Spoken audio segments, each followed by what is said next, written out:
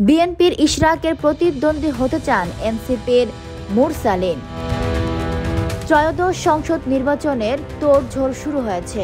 এরই মধ্যে 237 আসনে প্রার্থিতা ঘোষণা করেছে বিএনপি। পাশাপাশি অন্যান্য রাজনৈতিক দলগুলোর নিজেদের পক্ষ থেকে প্রার্থী বাছাই শুরু করেছে। ঢাকায় সবচেয়ে আলোচিত আসনগুলোর অন্যতম ঢাকা 6 আসন। এই আসনে বিএনপির পক্ষ থেকে ইশরাক হোসেন প্রতিদ্বন্দ্বিতা করবেন। ফলে জনমনে কৌতূহল জন্মেছে গণ অভ্যুত্থানের মধ্য দিয়ে গড়ে ওঠা দল এনসিপির পক্ষ থেকে কে এই হেভিওয়েট প্রার্থীর প্রতিদ্বন্দ্বিতা করবে।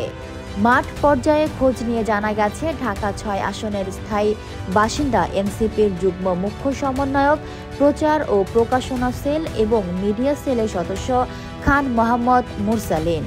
তিনি এই এলাকা থেকে এনসিপির প্রতিনিধিত্ব করছেন।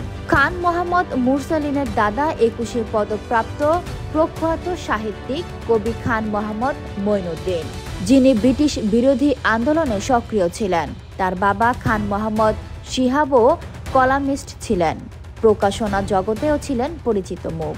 এছাড়াও প্রখ্যাত সাংস্কৃতিক ব্যক্তিত্ব খান আতাউর রহমান তার মামা। মুরসালিন নিজেও দীর্ঘ এক যুগ সাংবাদিকতা পেশায় যুক্ত ছিলেন। বর্তমানে তিনি একটি প্রকাশনা সংস্থার কর্ণধার। আসন্ন নির্বাচনে প্রস্তুতি নিয়ে খান মোহাম্মদ মুরসালিন বলেন, জুলাইয়ের আকাঙ্ক্ষিত অনেকগুলো বিষয় এখনো অমীমাংসিত রয়ে গেছে। ফলে এর সমাধান ছাড়া নির্বাচনে অংশগ্রহণ করাটা জুলাইয়ের চেতনার সঙ্গে সাংঘর্ষিক বলে আমি মনে করি। ফলে গণ অভ্যুত্থানের দলের প্রতিনিধি হিসেবে পদবি কিংবা ক্ষমতার দৌড়ে অংশীদার হওয়ার চেয়ে জুলাইয়ের আকাঙ্ক্ষা বাস্তবায়নের ভূমিকা রাখা বেশি গুরুত্বপূর্ণ।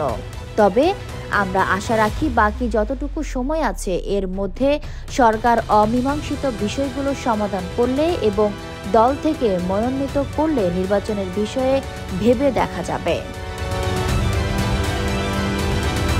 Fatema Tuz Zohra, people voice television, Dhaka.